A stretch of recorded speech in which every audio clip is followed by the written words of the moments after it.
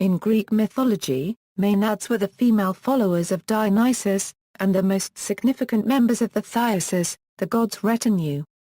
Their name literally translates as raving ones. Often the Maenads were portrayed as inspired by Dionysus into a state of ecstatic frenzy, through a combination of dancing and intoxication. During these rites, the Maenads would dress in fawn skins and carry a thyssus, a long stick wrapped in ivy or vine leaves and tipped with a pinnacle. They would weave ivy wreaths around their heads or wear a bull helmet in honor of their god, and often handle or wear snakes. German philologist Walter Friedrich Otter writes that the Bacchae of Euripides gives us the most vital picture of the wonderful circumstance in which, as Plato says in the Ion, the god-intoxicated celebrants draw milk and honey from the streams. They strike rocks with the thyssus, and water gushes forth. They lower the thyssus to the earth, and a spring of wine bubbles up. If they want milk, they scratch up the ground with their fingers and draw up the milky fluid. Honey trickles down from the thyssus made of the wood of the ivy. They gird themselves with snakes and give suck to fawns and wolf cubs as if they were infants at the breast. Fire does not burn them. No weapon of iron can wound them, and the snakes harmlessly lick up the sweat from their heated cheeks. Fierce bulls fall to the ground, victims to numberless, tearing female hands, and sturdy trees are torn up by the roots with their combined efforts. The maddened Hellenic women of real life were mythologized as the mad women who were nurses of Dionysus in Nysa. Lycurgus chased the nurses of the frenzied Dionysus through the holy hills of Nysa, and the sacred implements dropped to the ground from the hands of one and all, as the murderous Lycurgus struck them down with his ox goad. They went into the mountains at night and practiced strange rites. In Macedon, according to Plutarch's Life of Alexander, they were called Minolones and Cladans, epithets derived from the feminine art of spinning wool. Nevertheless, these warlike Parthenoi from the hills, associated with the Shamanic Dionysios Pseudana, rooted an invading enemy. In southern Greece they were described as Bacchae, Basarides, Tidis, Potniades and given other epithets. The Maenads were also known as Basarides in Roman mythology, after the ponchon of the equivalent Roman god, Bacchus, to wear a fox skin, a Basaris. In Euripides' play The Bacchae, Theban Maenads murdered King Pentheus after he banned the worship of Dionysus.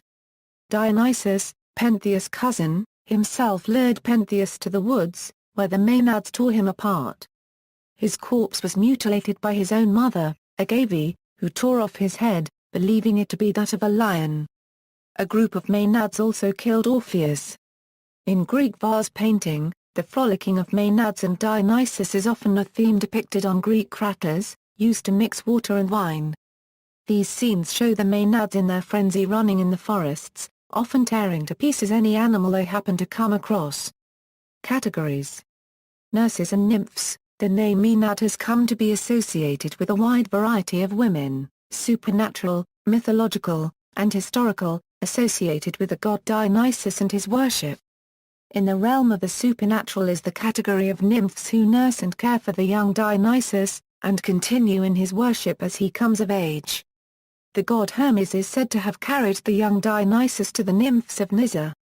In another myth, when his mother, Semele, is killed, the care of young Dionysus falls into the hands of his sisters, Ino, Agave, and Ortno, who later are depicted as participating in the rites and taking a leadership role among the other Maenads.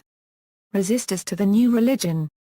The term Maenad is also used to refer to a category of women in the mythology who resist the worship of Dionysus, and are therefore driven mad by him, being forced against their will to participate in often horrific rites.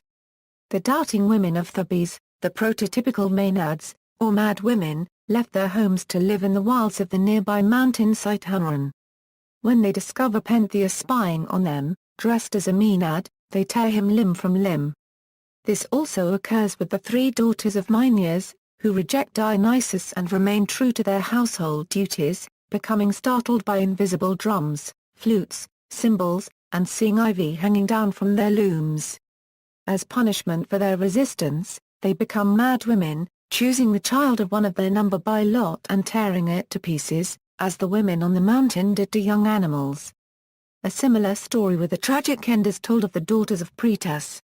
voluntary revelers. Not all women were inclined to resist the call of Dionysus, however. Maenads, possessed by the spirit of Dionysus, traveled with him from Thrace to mainland Greece in his quest for the recognition of his divinity. Dionysus was said to have danced down from Parnassus accompanied by Delphic virgins, and it is known that even as young girls the women in Boeotia practiced not only the closed rites but also the bearing of the thyrsos and the dances. The foundation myth is believed to have been reenacted every other year during the Agronia. Here the women of Thebes were organized into 3 dance groups and rushed off to Mount Cithaeron with ritual cries of "to the mountain."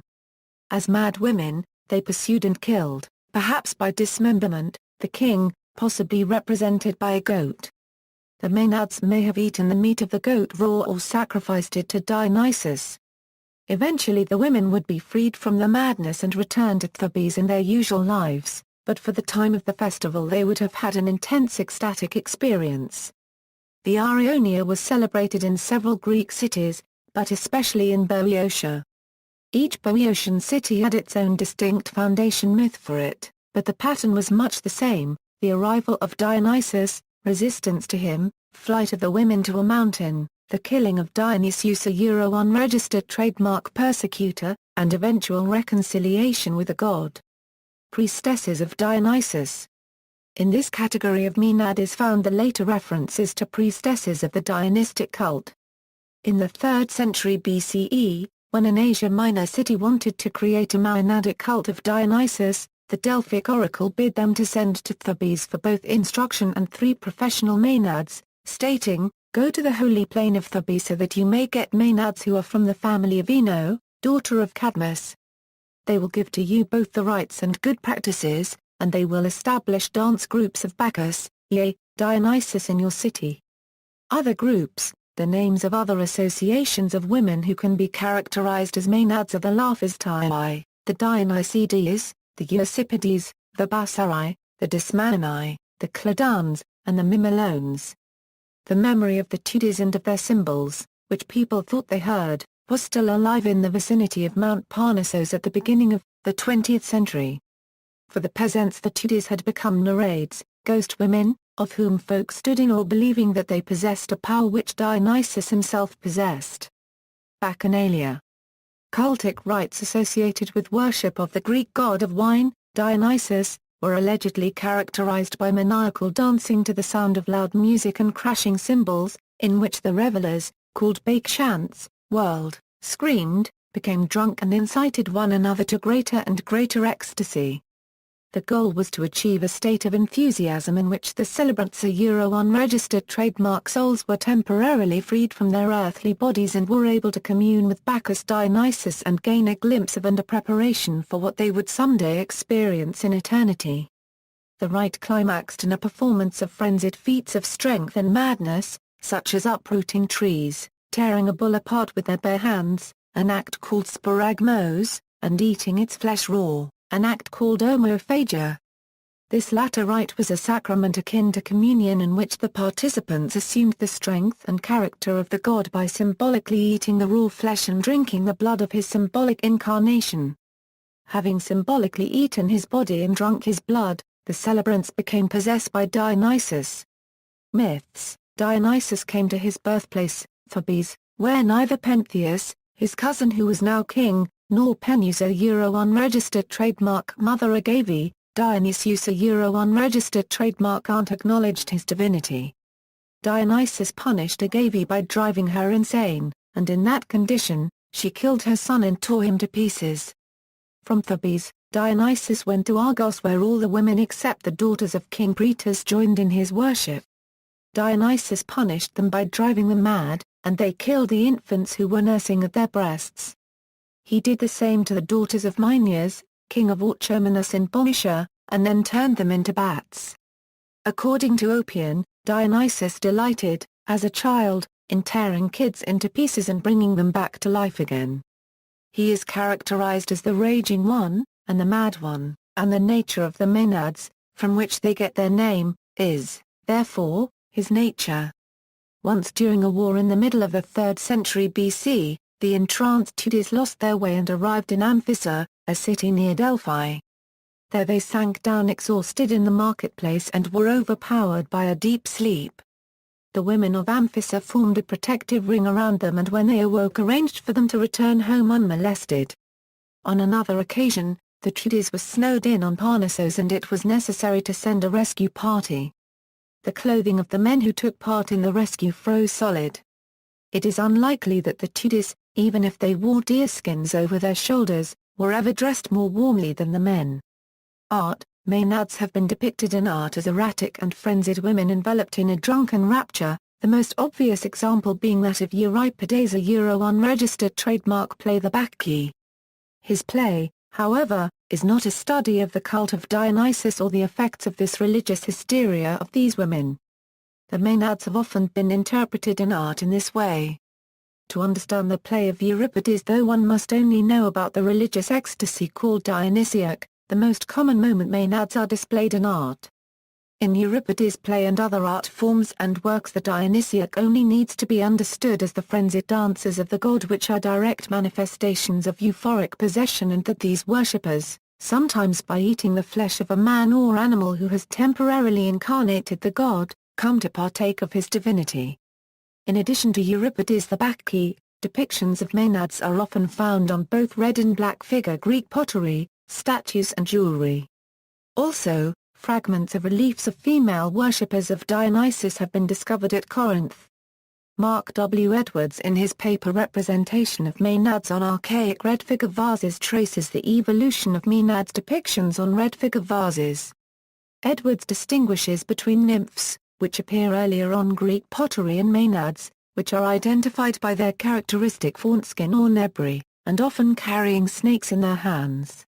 However, Edwards does not consider the actions of the figures on the pottery to be a distinguishing characteristic for differentiation between Maenads and nymphs.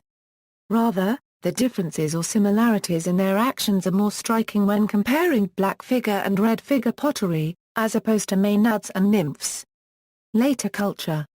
A Maenad appears in Percy B. Shelley's poem, Ode to the West Wind. In Ivan Turgenev's novella, First Love, Bakshants are used symbolically in A Dream of Princess Zinaida. The Basarides, to a libretto by W. H. Auden and Chester Corman, is the most famous opera composed by Hans Werner Henze.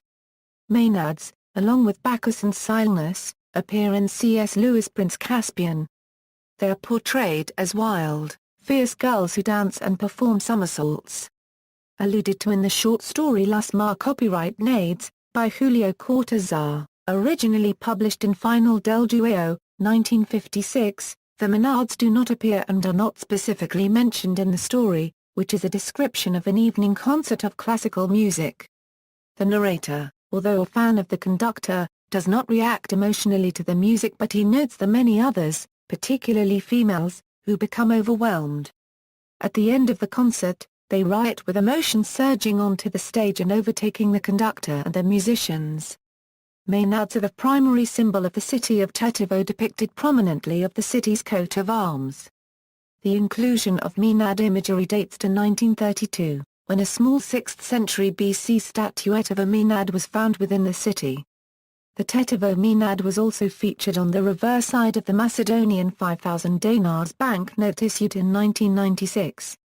In Fables and Reflections, the 7th volume of Neil Gaiman's comic series The Sandman, the Maenads feature in the story Orpheus, in which they gruesomely murder the titular character after he refuses to cavort with them. In the horror novel Dominion by Bentley Little, Maenads are eventually revealed as the main antagonists for the first half of the story, during which they tear their victims to shreds and conspire to reawaken Dionysus. Charlene Harris' The Southern Vampire Mysteries series of novels and its television adaptation, the HBO series True Blood, feature Maenads in the characters of Callisto and her television representation, Mary Ann, respectively. In the show, Mary Ann wishes to sacrifice Sam Mollett in hopes of summoning her god, Dionysus. In the TV series, Mary Ann is portrayed by Michelle Forbes. In the Buffy the Vampire Slayer novel Go Ask Malice, A Slayer's Diary, Maenads are depicted as corrupted human beings in service of the ancient and powerful Greek vampire Kakistos, whose name means in Greek the worst, the natural superlative of kakos meaning bad. The Menards appear in Rick Riordan's The Demigod Diaries, where they are the principal enemies in the story Leo Valdez and the Quest for Buford. While looking for the automaton table, Buford, Leo, Jason, and Piper run into the Menards, who are searching for Dionysus. They chase Leo and Piper into Bunker 9, and are subsequently tricked into being captured in a golden net. They also make an appearance in the second episode of Atlantis: A Girl by Any Other Name. Menards are the subject of the tongue-in-cheek blog Menard Memes. See also: Anthisteria, Gerari, Miniades, references. Further reading: Abel, Ernest L., Intoxication in Mythology, A Worldwide Dictionary of Gods, Rights, Intoxicants, and Place, McFarland and Company, Incorporated, Publishers. Jefferson, North Carolina and London 2006. Edwards, Mark W. Representation of Menards on Archaic Red Figure Vases. The Journal of Hellenistic Studies 80, 78-87, Mannheim, Ralph, Dionysos, Archetypal Image of Indestructible Life, Bollingen Series LXV2. Princeton University Press 1976. Manzarek, Ray. Light My Fire, My Life with the Doors. New York, Berkeley Boulevard Books, 1999, McCallson, John D., Ancient Greek Religion, Blackwell Publishing Limited. Malden, Massachusetts, 2005. Morford, Mark P.O. and Linarden, Robert J., Classical Mythology, 7th ed., Oxford University Press, Oxford, 2003. Otto, Walter F., Dionysus, Myth and Cult. Indiana University Press. Bloomington and Indianapolis 1965.